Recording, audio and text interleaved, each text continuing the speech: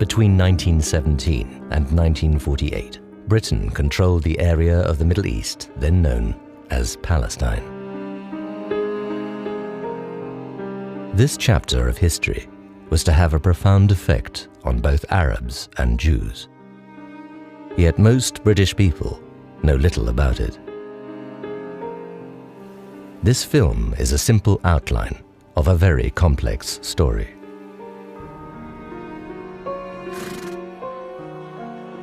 So what took Britain to Palestine in the first place? For centuries, the region had been ruled by the Ottoman Turks. But when the First World War broke out in 1914, the Turks allied with Britain's enemies, Germany, and the other Central Powers. Palestine and the Middle East were regarded as highly strategic to the British Empire because of oil, and also because the Suez Canal controlled the sea route to India. The Middle East was now under the control of Britain's enemies, so Britain considered it vital to defeat the Turks and gain control for the Allies.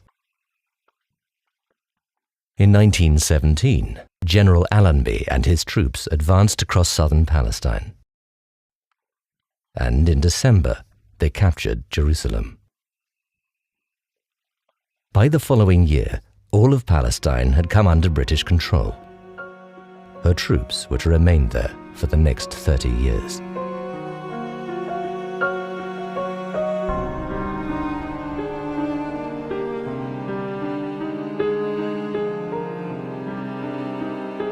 As the First World War came to an end, Britain and France issued a proclamation promising that former subjects of the Ottoman Empire would be able to determine their own futures. Briefly, freedom was in the air. However, a different reality lay behind the words. Long before the end of the war, the Allies had been planning who would control the Ottoman Empire when the Turks were defeated. These conflicting plans are often referred to as the contradictory promises. Firstly, in October 1915, Sir Henry McMahon, British High Commissioner in Egypt, had promised the Arabs in the person of Sharif Hussein of Mecca that they could have an independent Arab state after the war if they would rise up against their overlords, the Turks.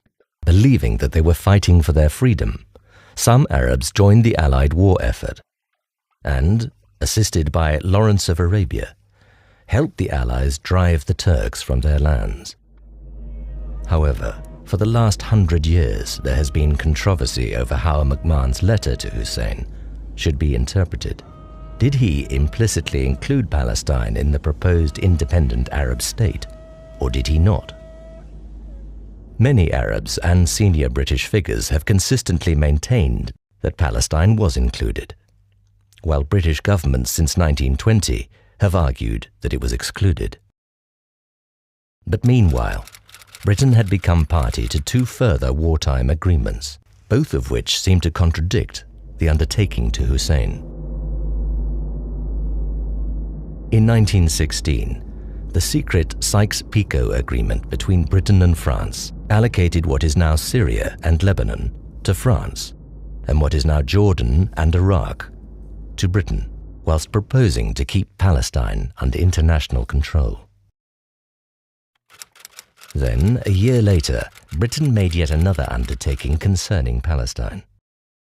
In November 1917, the British Foreign Secretary Arthur Balfour wrote to Lord Rothschild, a leader of the Jewish community. His Majesty's government view with favour the establishment in Palestine of a national home for the Jewish people, it being clearly understood that nothing shall be done which may prejudice the civil and religious rights of existing non-Jewish communities in Palestine, or the rights and political status enjoyed by Jews in any other country. This promise became known as the Balfour Declaration.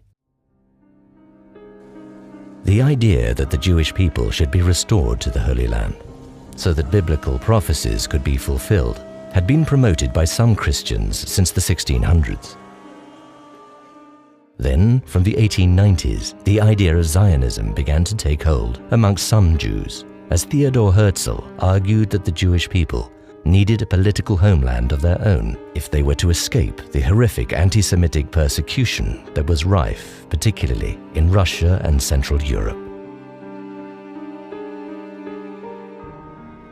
By the early 1900s, Herzl's successor, Chaim Weizmann, saw Britain as the power with the global influence to make the Zionist goal a reality. So he set out to convince leading politicians that the Jewish people needed a homeland in Palestine, where they had deep spiritual and historical bonds. The Balfour Declaration was the result. Why did the War Cabinet respond to Zionist pressure in this way? Foreign Secretary Balfour was one of the highly placed Christians in British society who believed that the Jewish people should be restored to the Holy Land. Prime Minister Lloyd George, who also came from a restorationist background, dreamt of putting Israel back on the map. Yet, at the same time, there were strategic calculations for issuing the Balfour Declaration. At this desperate point in the European conflict, the War Cabinet hoped that the promise of a Jewish homeland would win the Allies the sympathies of Jews and their supporters worldwide. However, the British government did not consult the people then living in Palestine about its plans to create a Jewish homeland there. 90% of the population of Palestine were Arabs, who lived together with a small Jewish community. Palestine had been predominantly Arab in culture and language for many centuries. Yet, in private, Balfour wrote, "In Palestine, we do not propose even to go through the form of consulting the wishes of the present inhabitants." The major powers were now committed to Zionism, which he described as being of far profounder import than the desires of the Arab inhabitants. The Balfour Declaration simply stated that the civil and religious rights of the non-Jewish population should not be prejudiced.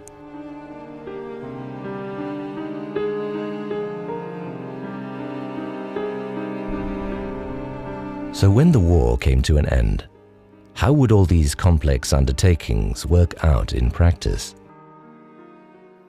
As the Western powers met in Paris to negotiate the peace settlement, Sharif Hussein sent his son Faisal to make sure Britain's promise of independence for the Arabs was not forgotten. But instead, the newly formed League of Nations handed control of Palestine to Britain. Under the terms of the League of Nations' mandate for Palestine, Britain was required to implement the Balfour Declaration by supporting the creation of a Jewish national home, and at the same time, to prepare the people of Palestine for eventual self-government. The League of Nations stated that mandatory powers held a sacred trust to ensure the well-being and development of people in their care. What happened to the other areas that Sharif Hussein anticipated would gain independence? Transjordan, now Jordan, was made an autonomous emirate under Hussein's son, Abdullah. In the same way, the new kingdom of Iraq was given to his brother, Faisal. These were the rewards Hussein received for his loyalty to the British war effort, but they did not include Syria or Palestine. Angry Arab crowds soon massed in Jerusalem, denouncing the Balfour Declaration and demanding the self-determination that had been promised by Britain and France in 1918. Having made conflicting promises, Britain now had to face up to their consequences. She had created a contradiction. Just how unworkable this situation was, it took her 30 years to accept. Both communities, Jews and Arabs, believed they had been promised the land. As the Zionists swiftly began to implement their objectives, the Arabs were the first to conclude they had been deceived. Riots broke out in 1920. In 1921, there was even greater violence as Arabs attacked Jews and the British tried to regain order. After a period of relative calm, mutual suspicion between the Arab and Jewish communities flared up again in 1929 and rapidly escalated into mob violence with horrific consequences. 133 Jews and 116 Arabs were killed. Britain's response was slow and inadequate. Calm was finally restored by a show of British force. Meanwhile, the Jewish community was forging ahead under the umbrella of the British Mandate, securing major economic concessions and establishing its own elected assembly and institutions of government. The Arab majority, on the other hand, felt left behind economically and politically. To be granted democratic representation, they were effectively required to accept the Balfour Declaration. But the Arabs rejected this, fearing that a Jewish national home would lead to the creation of a Jewish state in their land. For their part, the British feared that an elected Arab majority would oppose Jewish demands for land and immigration. And so they held back the democratic progress they were supposed to foster under the Mandate. Britain was upholding the first part of the Declaration, to establish a home for the Jewish people. But the second undertaking in the Declaration, to protect the rights of the Arab population, proved to be hollow. Arab alarm grew still further in the 1930s, when increasing numbers of Jews sought sanctuary in Palestine as the spectre of anti-Semitism grew in Nazi Germany. As more and more land passed into Jewish hands, the sense of Arab dispossession grew. By May 1936, Palestine was in open rebellion, and it was not just Jewish communities who were being attacked, it was the British too. Increasingly losing control, the British authorities resorted to ruthless methods to put down the revolt, including hangings, house demolitions,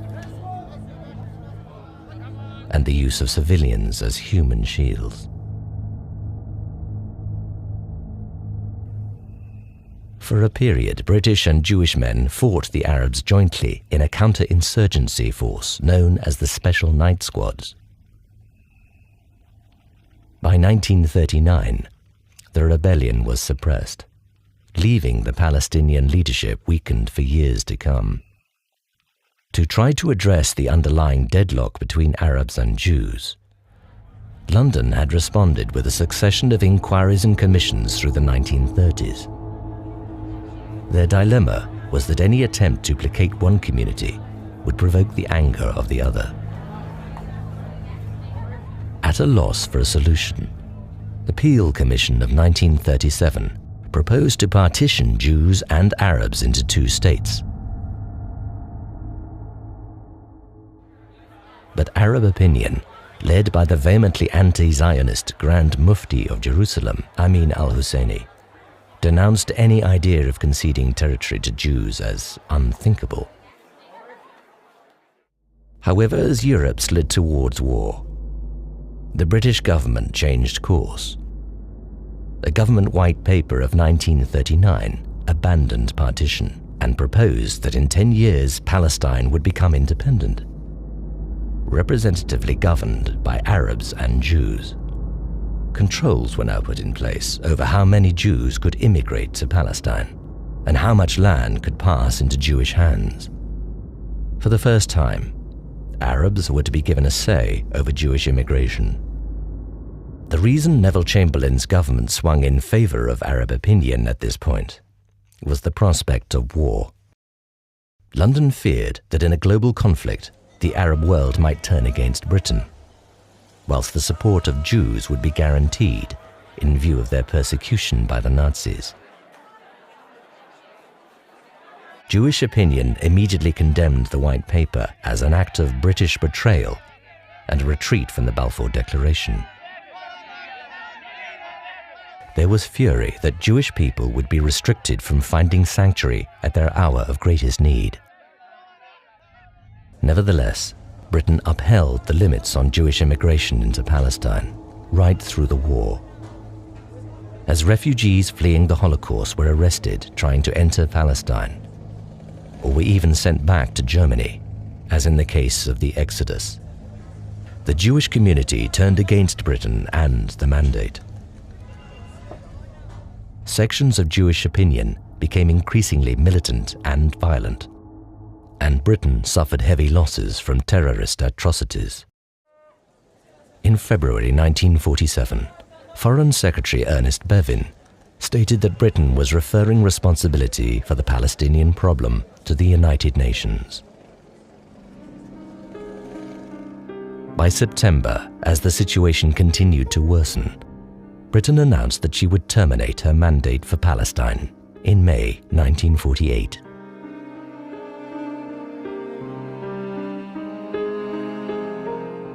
The UN solution to the Palestine problem was partition, but this was again rejected by the Arabs.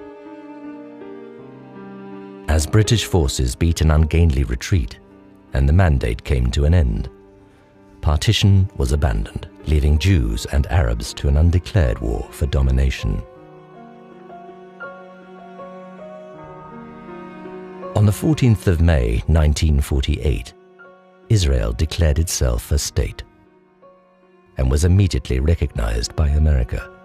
The events of this time are known to some as the War of Independence and to others as the Nakba, or the catastrophe, when about 60% of the Palestinian population became refugees as they fled or were expelled. Today's conflict between Israelis and Palestinians had begun.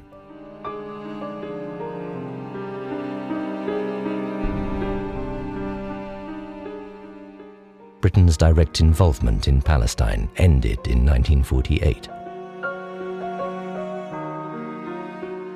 But how should British people today respond to the story of Britain in Palestine?